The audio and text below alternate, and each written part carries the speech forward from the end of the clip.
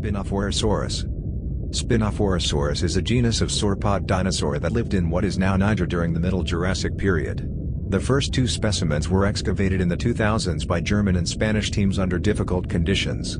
The skeletons were brought to Europe and digitally replicated, making Spinophorosaurus the first sauropod to have its skeleton 3D printed, and were to be returned to Niger in the future. Together, the two specimens represented most of the skeleton of the genus, and one of the most completely known basal sauropods of its time and place. The first skeleton was made the holotype specimen of the new genus and species Spinophorosaurus nigerensis in 2009. The generic name, spine-bearing lizard, refers to what was initially thought to be spiked osteoderms, and the specific name, nigerensis, refers to where it was found. A juvenile sauropod from the same area was later assigned to the genus. The subadult holotype specimen is estimated to have been around 13 meters, 43 feet, in length, whereas the paratype was about 14 meters, 46 feet, long. The shoulder height reached by these individuals was estimated at around 4 meters, 13 feet, and the weight at about 7 metric tons, 7.7 short tons. The brain case was short, deep, and broad, and the neuroanatomy was in some ways intermediate between that of basal sauropodomorphs and the more derived neosauropods. The teeth were spatulate, spoon-shaped, and had large spaced denticles at the top of the crown, an ancestral feature in sauropods. The neck of Spinophorosaurus is one of the most completely known among sauropods, containing 13 vertebrae. The dorsal vertebrae had multiple small air-filled internal chambers, a feature typical of later more derived sauropods. The tail was powered by strong musculature and had a rear section that was rather rigid due to long and overlapping chevron bones. Bones originally thought to be osteoderms bearing spikes placed on the tail tip were later suggested to be clavicles. Spinophorosaurus has been classified as either a very basal sauropod, or inside Eusauropoda, a more derived group. The anatomy, age, and location of specimens indicate that important developments in sauropod evolution may have occurred in North Africa, possibly controlled by climatic zones and plant biogeography. Features of the vestibular apparatus suggest that vision and coordinated eye, head, and neck movements were important in Spinophorosaurus. 3D models of the skeleton have been used to test its range of motion. One study suggests it may have been a high browser, and another examined possible mating postures. Sutures between the neural arches with the center of the vertebrae were more complex in the front part of the trunk of Spinophorosaurus, since stresses were probably greatest in that region. Spinophorosaurus is known from the Ur-Hazer Shale, a geological formation thought to be Middle Jurassic in age. It was formed by deposits from rivers and lakes in a great river valley system. Discovery. The rich dinosaur fauna of Niger was brought to scientific attention through French and Italian excavations in the 1960s and 1970s. This led to the description of new genera from Lower Cretaceous rocks, most prominently the Iguanodontian Auranosaurus. An older succession of rocks, the Shuren Formation, was explored by American paleontologist Paul Sereno, who conducted a large-scale excavation campaign in Niger between 1999 and 2003. Although initially thought to fall within the Lower Cretaceous, the formation is now thought to be of a much older Middle Jurassic age. Sereno named new dinosaurs such as the sauropod jawbarea and the theropod afrovenator from the Shuren. Most finds were discovered along a cliff known as the Falez de Tigueted in the southern Agadez region. In Marindet, Sereno left partial jawbarea skeletons in the field as a tourist attraction. 11 to 13 Starting in 2003, the PALDS project, Paleontología y Desarrollo, Paleontology and Development, was conducting excavations in the southern Agadez region. A cooperative effort between Spanish science and humanitarian institutions, PALDS aimed to combine paleontological research with a developmental program for the region. This included the improvement of infrastructure, education structures, and the promotion of tourism, including the planned construction of a new paleontological museum in Tatabine. Early in 2005, German explorers Ulrich Jager and Edgar Sommer explored the semi-deserts south of Agadez after local Tuaregs had informed Sommer about the occurrence of large bones in the region. Sommer is the founder of Cargo, a relief organization specialized in improving the local education system for the Tuareg people, while Jager is a biologist and the director of the State Natural History Museum, Braunschweig, Germany. On their return route, they chatted with a group of Tuaregs who then directed them to a hilly area nearby that was littered with small bone fragments.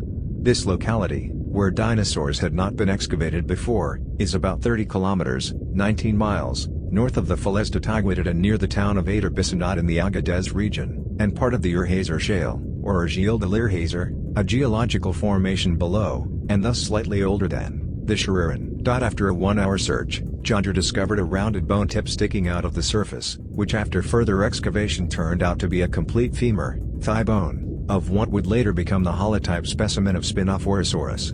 An associated scapula, shoulder blade, and a vertebra were discovered soon after.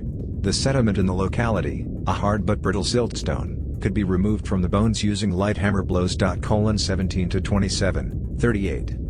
Jager and Summer then hired local Tuaregs for support and, after 2 days, had uncovered most of the specimen, which included a virtually complete, articulated vertebral column and several limb and pelvic bones.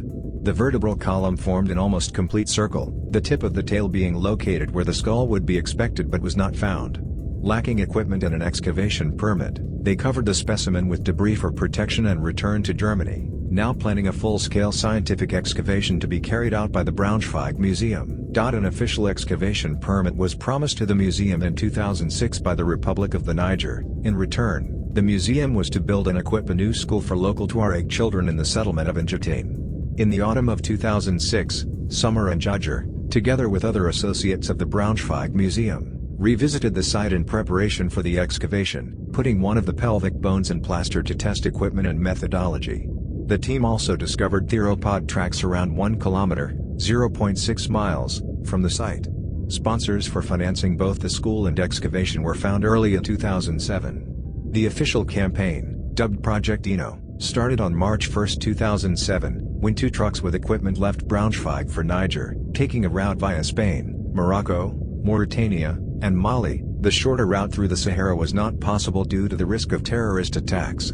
The other part of the team, which comprised 10 permanent members, arrived by airplane. 17 to 27, 38. It was the first German dinosaur expedition to Africa in almost a century. 29. In the meantime, the Spanish Project Pald's team, led by the Paleontological Museum of Elche, was working in the region. Early in 2007, Mohamed Akaika, mayor of Vertebrae, allowed the Pald's team to excavate the skeleton previously discovered by the Germans. The skeleton was subsequently shipped to Spain. Unaware of these activities, the vanguard of the German team found an empty dig site, showing signs of a professional excavation. Upon their arrival on March 16, the trucks arrived on March 20. Although disappointed, the German team discovered a second Spinophorosaurus specimen, the future paratype, 15 meters, 49 feet, apart from the first, on March 17. An exploratory trench within an area littered with small bone fragments soon revealed jaw and tooth fragments. On the next day, ribs, vertebrae, a humerus, upper arm bone, and a scapula could be identified. 8 local excavation helpers joined the group on March 19. On March 20, before the arrival of the trucks, the freshwater reserve of initially 200 liters, 53 US gal, was depleted as the local helpers had used it for washing the night before, causing members of the team to faint. Excavation was usually interrupted between 12 o'clock and 1500 hours when temperatures reached 43 to 45 degrees Celsius, 109 to 113 degrees Fahrenheit. On March 25, all but 2 of the German team members were ill, suffering diarrhea and circulation problems. Throughout the excavation, progress was documented with photographs and field notes. 29 to 45. By March 27, the humerus, scapula, and most ribs of the future paratype had already been wrapped in protective plaster and extracted. Although no further bones were apparent beneath the skeleton, the team removed an additional 60 to 80 centimeters, 24 to 31 in, of sediment to make sure that all fossils had been collected. 60 excavation was completed on April 2, and the fossils were packed for transport to the port of Cotonou on April 3. On the same day, Akaika revealed to the team that the first skeleton had been excavated by a Spanish group with his permission.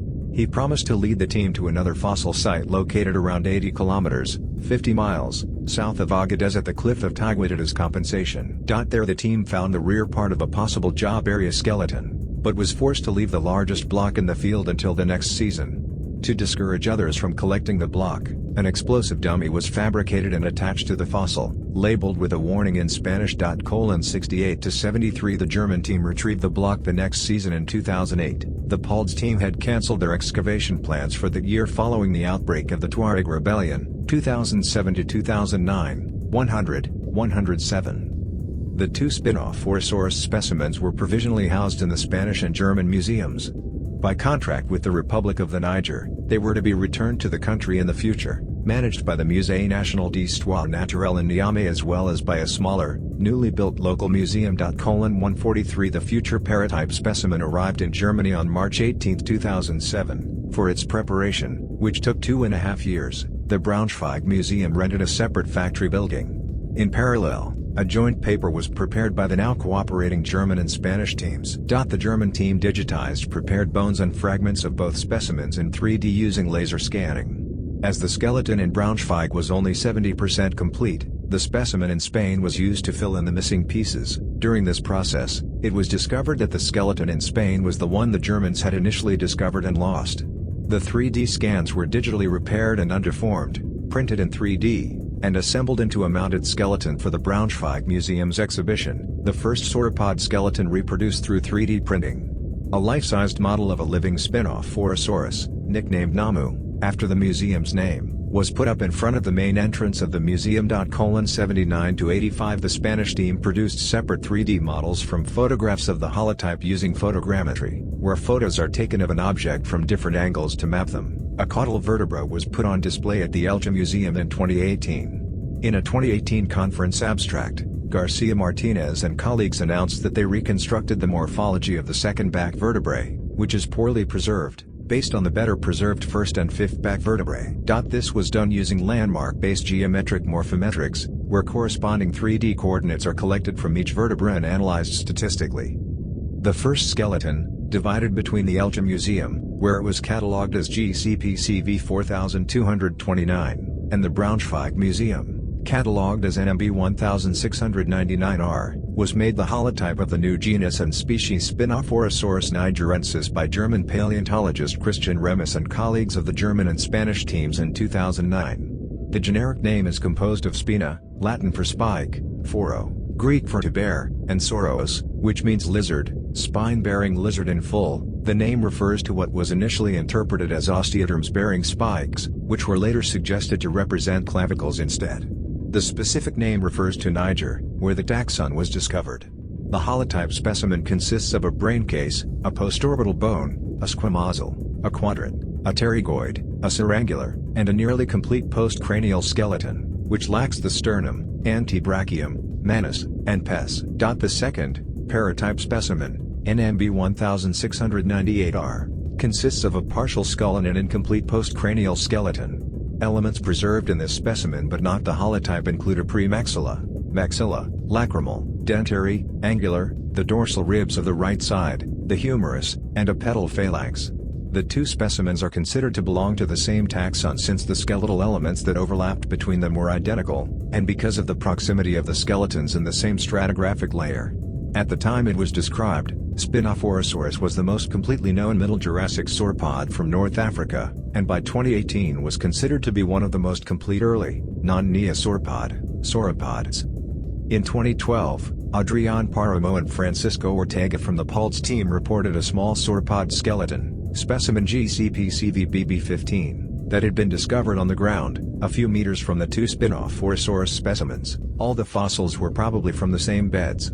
The small skeleton consists of 14 vertebrae, some articulated, including all neck vertebrae as well as some back vertebrae. The centra of its vertebrae are 20% smaller than those of Spinophorosaurus and the neurocentral suture is open, indicating it is a juvenile. Several distinct features of the skeleton are shared with Spinophorosaurus, and though some features of the genus are not present, it most likely represents a juvenile Spinophorosaurus. The difference is probably explained by ontogeny, changes during growth. Description: the holotype specimen was around 13 meters, 43 feet, in length when measured along the vertebral column, while the paratype was about 13% larger, measuring around 14 meters, 46 feet. A 3D photogrammetry model of the holotype skeleton measures 11.7 meters, 38 feet, from head to tail, the proportions differing from estimates based on 2D skeletal reconstructions. The shoulder height reached by these individuals was estimated at around 4 meters, 13 feet, and the weight at about 7 metric tons, 7.7 short tons. The holotype specimen's endocranial and neurocentral sutures in the skull and vertebrae respectively are unfused, indicating it was a subadult, whereas the paratype specimen has fully fused neurocentral sutures. In 2020, Vidal and colleagues revised the posture of Spinophorosaurus, based on the mounting of the digital skeleton. While the original 2009 skeletal reconstruction showed the dinosaur with a horizontal posture, the digital reconstruction showed a more vertical posture, with tall shoulders and an elevated neck. Skull. The frontal bones of the skull roof were fused in the midline, unlike the other sutures of the skull. Between the frontals was a small pineal foramen, about 10 mm, 0.4 in front of the suture between the frontal and the parietal bones. The rear margin of the skull had an open post-parietal notch, a feature otherwise only known in Dicryosaurids and Abrosaurus. A notch following the midline at the front of the conjoined frontal bones indicates there might have been a prong extending from each nasal bone to between the frontals, as may have been the case for Nigersaurus but is unusual among sauropods in general. The upper temporal fenestrae, a pair of major openings on the skull roof, were 4 times broader than long. Such broadened fenestrae were typical for Spinosaurus and more derived, or advanced, sauropods. The occipital condyle at the back of the skull was concave on the sides, like in Spinosaurus. The basal tubera, a pair of extensions on the underside of the skull base that served as muscle attachments, were enlarged and were directed to the sides, unique among known sauropods. The quadrus did not have a concavity on the hind side, an ancestral condition otherwise only known in Tazoodosaurus among sauropods. The spatulate, spoon-shaped, teeth were unique in possessing enlarged, spaced denticles around the top of the crown, with a higher count of denticles on the front edge of the crown. The braincase of Spinophorosaurus was broad and short from front to back, moderately deep, and of relatively large size overall. It differed significantly from those of other Jurassic sauropods, possibly except Atlasaurus. They shared a bipterygoid process on their bases sphenoids that were similar in being directed strongly backwards. A CT endocast of the holotype's brain cavity showed it was similar to most sauropods in having pontine and cerebral flexures that were well marked, a pituitary fossa that was large and oblong, and in that the structure of the brain was obscured by spaces that housed relatively thick meninges as well as by dural venous sinuses. The labyrinth of the inner ear was characteristic in having long and slender semicircular canals, similar to those of Massospondylus and Giraffatitan. Its neuroanatomy was in some ways intermediate between that of basal, or primitive, sauropodomorphs and the more derived neosauropods. Vertebrae and ribs. The vertebral column is almost completely known, and the holotype is one of the few sauropod specimens that include a complete neck. The neck was composed of 13 cervical vertebrae. The trunk had 12 dorsal and 4 sacral vertebrae. The tail comprised more than 37 caudal vertebrae. Complex elements. Individual vertebrae are composed of a lower part, the centrum, and an upper part, the neural arch. Important landmarks of the neural arch include the upwards projecting neural spine, spinous process, and the sideward projecting dipophyses, which together give the vertebra a T-shape in front and rear views. Pairs of articular processes connecting with neighboring vertebrae are protruding from the front, presygapophyses, and rear, postzygapophyses. The cervical vertebrae were similar to those of Jawbaria and Cetiosaurus.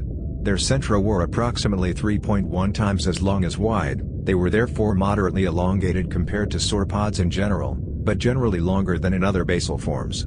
The cervical centra had large excavations on their sides that deepened towards the front. Such pleurocoels were also developed in Jawbaria and Patagosaurus. Unlike in Jawbaria, the pleurocoels were not subdivided by an oblique bony ridge. A midline keel was present on the underside of the front end of the centrum, which was absent in Cetiosaurus. The tips of the presygapophyses had a triangular extension which is also seen in Jawbaria, although it is deeper in that genus. Above the postzygapophyses were comparatively large epipophyses, bony projections for muscle attachment. The cervical vertebrae were different from those of basal sauropods from South America and India. The dipophyses, sideward-facing processes of the neural arch, were inclined to face slightly downwards and had triangular flanges on their rear margins, features unseen in those southern forms. Furthermore, the neural spines were rugose, wrinkled, on their rear and front surfaces and close to the base of the neck, broader in side view and less high. In side view, a U-shaped depression was present between the centrum and the neural arch, which is an autapomorphy, unique feature, of Spinophorosaurus. The dorsal vertebrae were unusual in having a cameolate internal structure, containing multiple small air-filled chambers. This feature is otherwise known in the much later titanosaur forms as well as in Mamenchisaurids, where it evolved independently from the former group. Although the front dorsal vertebrae showed deep pleurocoels in their centra, these openings became much shallower towards the rear of the trunk. The rearmost dorsal vertebrae were also proportionally short. In Amygdalodon and Patagosaurus, In contrast, the rearwards dorsals were more elongated and had pronounced pleurocoels. The neural canal of the dorsal vertebrae was very narrow but high. Hyposphin hypentrum articulations, accessory articular processes, were present in all dorsals, making the spine more rigid. The neural spines had marked rugosities on their front and back sides, as in other basal sauropods. The frontmost caudal vertebrae had the same rugosities on the neural spines as seen in the dorsals, a feature otherwise only known in Omasaurus. In the hind part of the tail, the neural spines were strongly inclined backwards and extended over the front part of the succeeding vertebra, similar to some East Asian sauropods, Barapasaurus, and Jabaria. The ribs of the 2nd to 5th dorsal vertebrae were flattened and backwards directed, while those of the 6th to 11th dorsal were more circular in cross-section and more vertically oriented. The rib cage can therefore be clearly subdivided into a pectoral and a lumbar section. Such a differentiation has only been described in a single other sauropod, the dicreosaurid brachytrachelopan. Furthermore, the ends of the pectoral ribs had attachment sites for the sternal ribs, which connected to the sternum. In the front part of the tail, the chevrons, paired bones below the vertebral centra, were blade-like, which is the basal condition. In the rear part of the tail, the chevrons were rod-like, and the left and right counterparts separated from each other. These rod-like chevrons would have been closely attached to the bottom edges of the centra. They articulated with the preceding and succeeding chevrons at the mid-length of the vertebral centra, thus bracing the vertebral joint, restricting bending of the tail. Girdles, limbs, and misidentified tail spikes. The scapula was unique amongst sauropods, being strongly curved with an expanded, fan-shaped lower end. It was D-shaped in cross-section, a feature characteristic for eusauropods. Its upper end was broadened and featured a bony flange on the lower margin. In these respects it was similar to Mamenchisaurids from Asia but different from the Gondwanan forms Vulcanodon, Barapasaurus, and Patagosaurus, in which the upper end was only weakly broadened, and the rear flange lacking. The coracoid, which articulated to the lower end of the scapula, showed a distinct kidney shape, considered an autapomorphy. It had a large biceps tubercle to which the biceps brachii muscle attached. The clavicle was robust, although more slender than in Jabaria. Of the forelimb only the humerus is preserved. Its lower end was asymmetrical and had enlarged accessory condyles, forward-directed projections on the lower front margin of the bone, features otherwise only seen in Mamenchisaurids. The pubis and ischium of the pelvis were robust, the latter being broadened at its end. The upper femur, thigh bone, was characterized by the presence of a lesser trochanter on its upper end, a bony projection serving as attachment site for muscles that drew the hind leg forwards and inwards. The fourth trochanter, which projected from the back surface and anchored muscles that drew the hind leg backwards, was especially large in Spinophorosaurus. Close to the fourth trochanter was a large opening that is absent in other sauropods, and thus an autapomorphy. The tibia, shin bone, was similar to that of other basal sauropods, and the fibula, calf bone, was robust. Of the ankle, the upper side of the astragalus had facets for articulation with the tibia and fibula that were not separated by a bony wall, and as many as 8 nutrient foramina, openings that allow blood vessels to enter the bone. Elements originally interpreted as a left and right osteoderm, bone formed in the skin, were found with a holotype skeleton. These bones had a roundish base from which a spike-like projection protruded. The inner surfaces were rugose and concave. Although found within the pelvic region, Remus and colleagues thought they were situated on the tip of the tail in the living animal, which they considered a distinguishing feature of the genus. This position was based on the fact that the left and right elements were found closely together, suggesting they came from near the midline of the body. Furthermore, the stiffening of the hind part of the tail by elongated chevrons is also observed in other dinosaurs showing tail clubs or spikes. Similar spines were part of a tail club in the related sauropod Spinosaurus. Such a tail club was likely not present in Spinophorosaurus, as the hindmost caudal vertebrae became too small. The right supposed osteoderm was somewhat larger than the left and slightly different in shape. This indicates they did not form a pair, in which case they would probably be simply the mirror inverted counterpart of one another. Rather, these differences indicated 2 pairs of spines were present originally. In 2013, paleontologists Emmanuel Chop and Octavio Mateus re-examined the supposed tail spikes and found they did not have the typical rugose surface of osteoderms seen in other armored dinosaurs, or the club-like expansion seen in Spinosaurus. Due to their broken edges, they also doubted whether these elements were of different sizes as originally proposed. As these elements were found under the scapula, they instead proposed they represented clavicles, and that the fossils should be reassessed in this regard.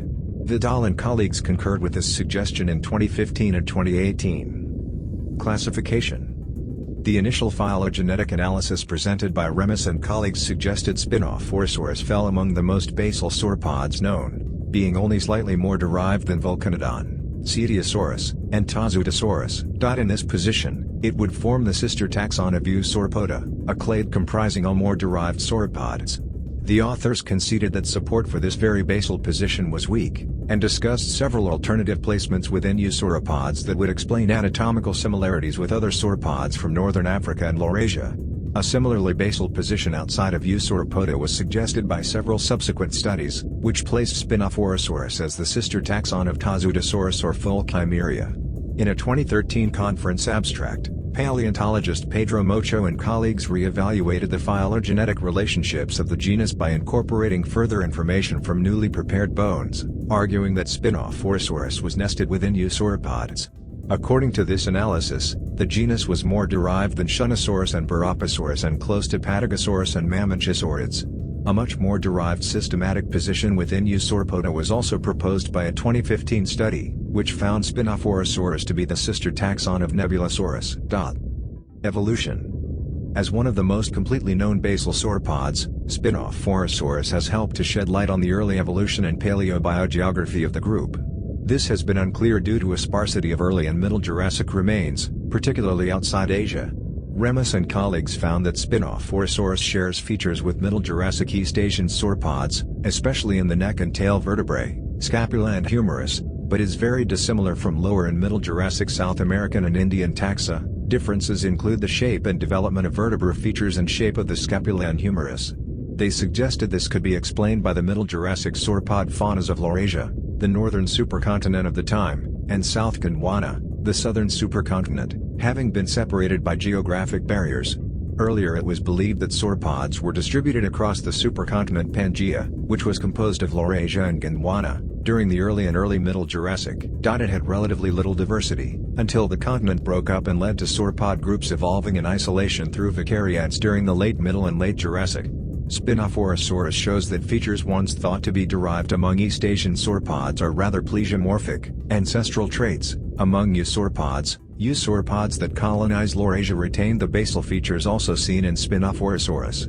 The Eusauropods which colonized South Gondwana were a specialized line of the group which had lost said ancestral features during isolation. Remus and colleagues noted that more evidence was needed to support these interpretations but were confident that there was a connection between Jurassic sauropods of North Africa, Europe, and East Asia. As indicated by the anatomy of Spinophorosaurus and the pattern of Middle Jurassic sauropod distribution, important developments in sauropod evolution may have occurred in North Africa. It was close to the equator and had a summer wet climate in the early and Middle Jurassic, with high plant productivity and diversity. On the other hand, the sauropods of South Gondwana were isolated from the equatorial region by the central Gondwanan desert in the early Jurassic, leading to differences in South and North Gondwanan floras. When the desert shrank in the late Middle Jurassic, neosauropods appeared and replaced the sauropod fauna that had been typical of the Middle Jurassic. Since job area of North Africa is close to the base of Neosauropoda, and because neosauropods such as Diplodocus were widely distributed in the Upper Jurassic, neosauropods and some of their subgroups may also have originated in the equatorial region of Jurassic Pangaea, which may have acted as a hotspot in sauropod evolution. The Jurassic diversification of sauropods was possibly controlled by climatic zones and plant biogeography, rather than just continental differentiation. Paleobiology. Spinophorosaurus and some other sauropodomorphs did not have reduced vestibular apparatuses, a sensory system for balance and orientation in the inner ear, though this might have been expected in a lineage that led to heavy, plant-eating quadrupeds. It is unknown why Spinophorosaurus retained this feature, but the size and morphology of sauropodomorph labyrinths may be related to neck length and mobility, for example.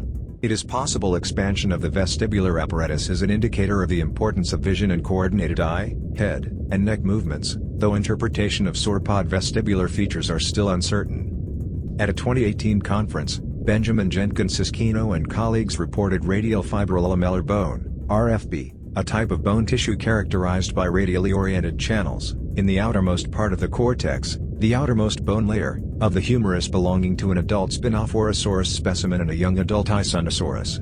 Normally, the cortex in the long bones of sauropods shows a fibrolamellar complex instead. RFB is considered to be fast-growing bone tissue, and has not been reported in sauropods before. Its presence in the outermost cortex is unusual, as it would usually be expected in the innermost cortex, corresponding to juvenile growth. The RFB of the Spinophorosaurus was buried in the outer cortex, followed by a normal fibrolamellar complex, which indicates the animal survived for some time after its accelerated growth, which probably suggests pathological bone growth due to injury. Motion. Since Spinophorosaurus is one of the most completely known basal sauropods, it is a good model for biomechanical studies that help to understand sauropod biology and the function of anatomical features. Manipulation of the 3D model by Vidal and colleagues in 2015 showed that each of the frontmost 20 tail vertebrae could deflect up to 20 degrees, and 8 to 10 degrees in sideways flexion, before limited by the bone morphology. The actual range of movement in a live animal would have been smaller, as the soft tissue as well as the large chevron bones would have been a limiting factor. The first 20 tail vertebrae also became longer towards the end of the tail, as seen in diplodocids, and were powered by enlarged hypaxial musculature, as indicated by the large chevron bones and upwards angled transverse processes in the first tail vertebrae. Movement in the rear part of the tail was limited as the chevrons were overlapping, as is also the case in dromaeosaurids and ankylosaurids. Together, these features of the tail may have been part of a specialized function, which is unknown. Jodger and colleagues argued in 2009 that the supposed spikes formed a thagomizer at the end of the tail that would have been used for defense against predators. In 2017, John Fronimos and Jeffrey Wilson used Spinophorosaurus as a model to study how the complexity of neurocentral sutures, the rigid joint connecting the neural arch of a vertebra to its centrum, in sauropods may have contributed to the strength of the spine. Sauropods reached their often enormous body sizes by both rapid and extended growth. As long as an individual was growing, the neurocentral sutures were composed of cartilage to permit this growth. Upon reaching full body size, this cartilage would turn into bone, closing the suture.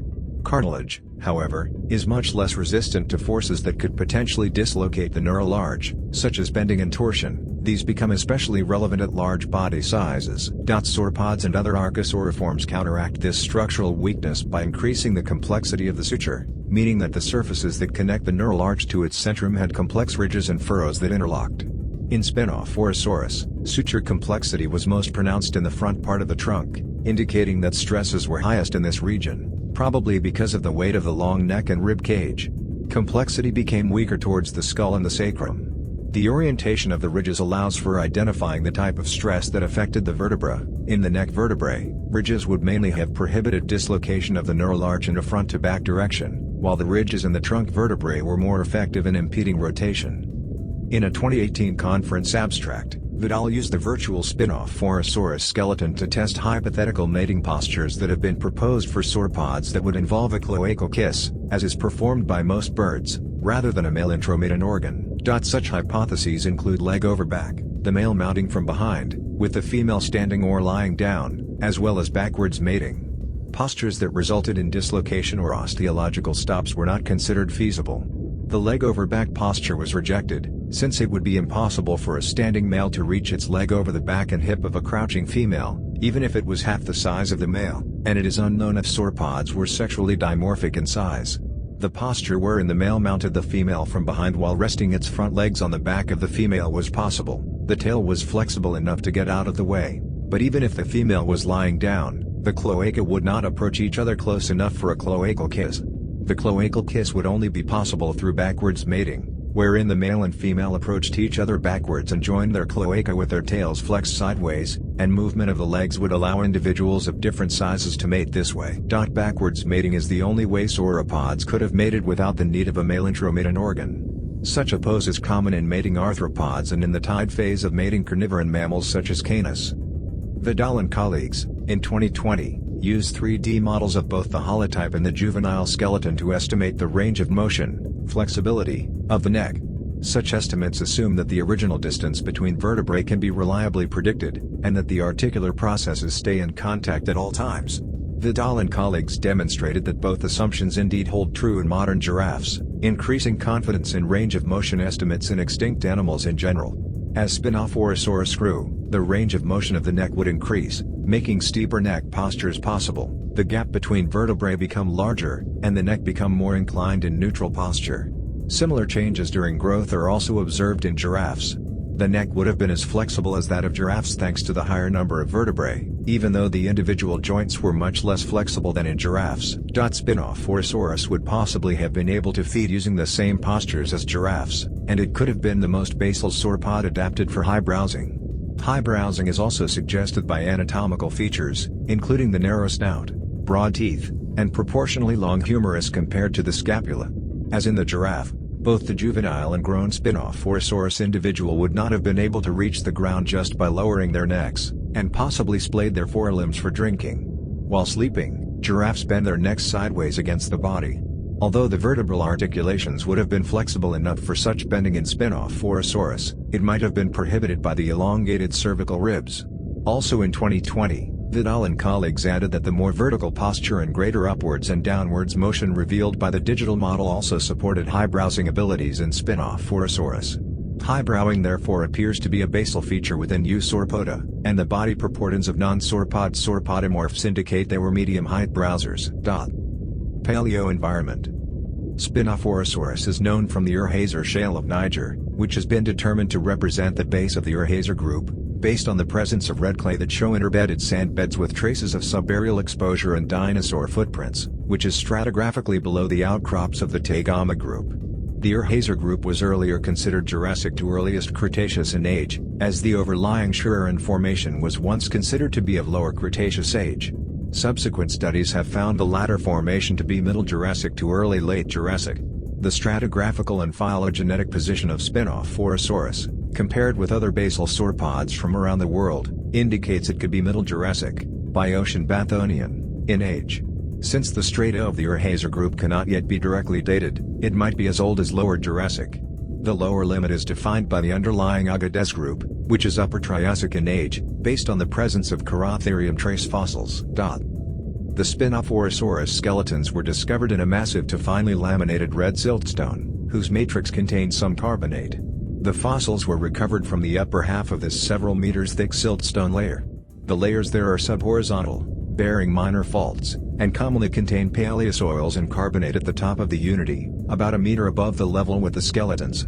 Sediments of the Urhazer group were deposited under conditions that were fluvio-lacustrine, associated with rivers and lakes, during a time when the Eumedian Basin was part of a great river valley system, which was connected with the Proto-Atlantic coast of Gondwana through adjacent basins.